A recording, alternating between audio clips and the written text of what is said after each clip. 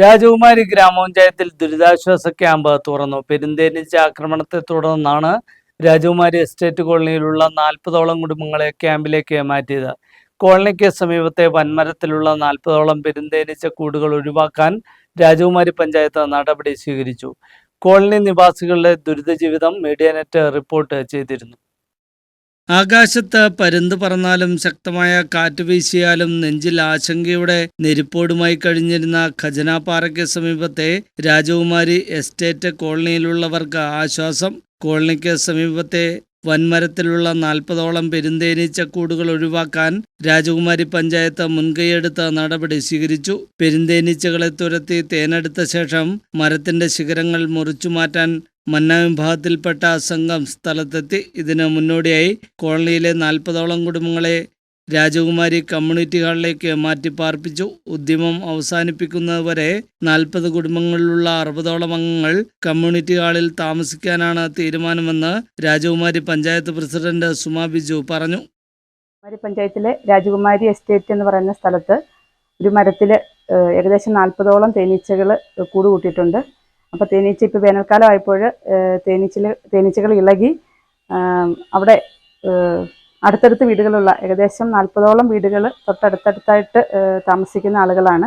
നിരവധി കൊച്ചുകുട്ടികളടക്കമുള്ള ആളുകളെ കടിക്കുകയും ഉപദ്രവിക്കുകയും അതോടൊപ്പം തന്നെ വളർത്തുമൃഗങ്ങളെയൊക്കെ ഉപദ്രവിച്ചിട്ടുണ്ട്.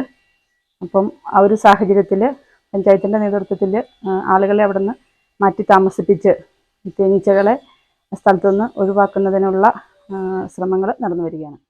വനം വകുപ്പിന്റെയും അഗ്നിശമന സേനയുടെയും സഹകരണത്തോടെയാണ് തേനീച്ചകളെ തുരത്തി അപകട ഭീഷണി ഒഴിവാക്കാൻ നടപടി സ്വീകരിച്ചത്. തേനീച്ച ആക്രമണത്തിൽ നിന്ന് സംരക്ഷണം നൽകണമെന്നാവശ്യപ്പെട്ട് നാട്ടുകാർ 1.5 പതിറ്റാണ്ടോളമായി വിവിധ സർക്കാർ ഓഫീസുകളിൽ കയറിയിറങ്ങിയിരുന്നെങ്കിലും പ്രശ്നത്തിന് ഇപ്പോഴാണ് പരിഹാരമുണ്ടാകുന്നത്. ഞങ്ങൾ താമസിക്കുന്ന സ്ഥലത്തിൽ 13 വർഷമായിട്ട് തേനീയുടെ ഭയങ്കര ശല്യമായിരുന്നു. അപ്പോൾ ഞങ്ങൾ കുറേ പ്രാവശ്യം പഞ്ചായത്തിലും വരുന്ന ആൾക്കാരോടെല്ലാം പറഞ്ഞായിരുന്നു. ഈ പ്രാവശ്യം പറഞ്ഞപ്പോൾ പഞ്ചായത്തിൽ നിന്ന് ഞങ്ങൾക്ക് നടപടി എടുത്ത് തന്നായിരുന്നു പ്രസിഡന്റ്, സെക്രട്ടറി, ബാക്കിയുള്ള എല്ലാവരും. അപ്പോൾ ഞങ്ങൾ സേഫായിട്ടിരിക്കാൻ വേണ്ടിയിട്ട് പഞ്ചായത്തിൽ നിന്ന് ഞങ്ങളെ കൊണ്ടുവന്ന് ക്യാമ്പിൽ വിട്ടേക്കും. ഇവിടെ അവർ 3-4 ദിവസം പിടിക്കും അവിടെ ഇരുന്ന് തേനീ മാറാനും ശല്യം ഒഴിവാക്കാനോ. അപ്പോൾ നിങ്ങൾ അതുവരെ സേഫായിട്ട് ഞങ്ങൾക്ക് ഇരിക്കണം എന്ന് വെച്ചിട്ട് ഞങ്ങൾ പ്രസിഡന്റ് ഇങ്ങനെ ബാക്കിയുള്ളവരെല്ലാം കൊണ്ടുവന്ന് ഇവിടെ വിട്ടേക്കുക. ലൈറ്റ് ഇടാൻ പറ്റത്തില്ല. വൈകുന്നേരം 2-3 മണിയായ കത്തിയിട്ട് എല്ലാവരും കൊത്തിയിട്ട് പേടിയായിട്ട് ലൈറ്റ് പോലും ഇടുന്നില്ല. ഭക്ഷണത്തിനകത്തും വെള്ളത്തിനകത്തും വണ്ടി ഒന്ന് നിൽക്കാൻ ഭയങ്കര ബുദ്ധിമുട്ടാണ്. എല്ലാത്തിലും തേനീച്ചയുടെ ഭയങ്കര ശല്യമായിരുന്നു ഈ കുറേ വർഷങ്ങളായിട്ട്. അപ്പൊ ഇപ്പോൾ ശല്യം ഒത്തിരി വന്നപ്പോൾ ഞങ്ങൾക്ക് ഇവിടെ പരാതി കൊടുത്തായിരുന്നു. 3 വർഷം മുമ്പ് തേനീച്ച ആക്രമണത്തിൽ കോളനിയിലെ ചെല്ലാണ്ടിക്കറുപ്പൻ എന്നയാൾ മരിക്കുകയും ഒട്ടേറെ ആളുകൾക്ക് പരിക്കേൽക്കുകയും ചെയ്തിരുന്നു. മാസങ്ങൾക്ക് മുമ്പ് 1.5 വയസ്സുകാരനെയും തേനീച്ച ആക്രമിച്ചു. തേനീച്ച ശല്യം മൂലം വളർത്തുമൃഗങ്ങളെ വളർത്താൻ പോലും ഇവിടെയുള്ളവർക്ക് കഴിഞ്ഞിരുന്നില്ല.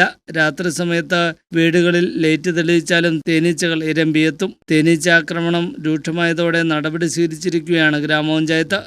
ന്യൂസ് ബ്യൂറോ, രാജകുമാരി.